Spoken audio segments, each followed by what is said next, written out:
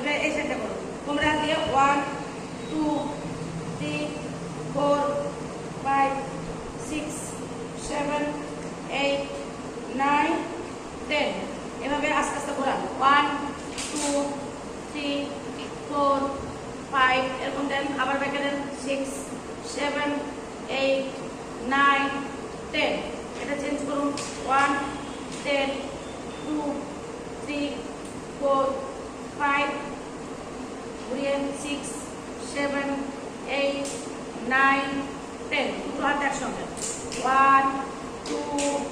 3 4 5 এটা factor reduce হবে এবং এই যে ব্যথাগুলো থাকে ব্যথার এগুলো এক্সারসাইজ দেখুন আস্তে আস্তে এর পজিশনের সামনে পিছনে দেবে 1 এখানে 2 ডান হাতে বাম এভাবে তো এখানে এবারে চেঞ্জ করে দেবেন ডান দিক বাম দিক এবার সামনে এভাবে ওই দিকে মতো দিয়ে এভাবে সামনে 2 3 4 5 6 7 8 9 10 11 12 13 14 15 16 17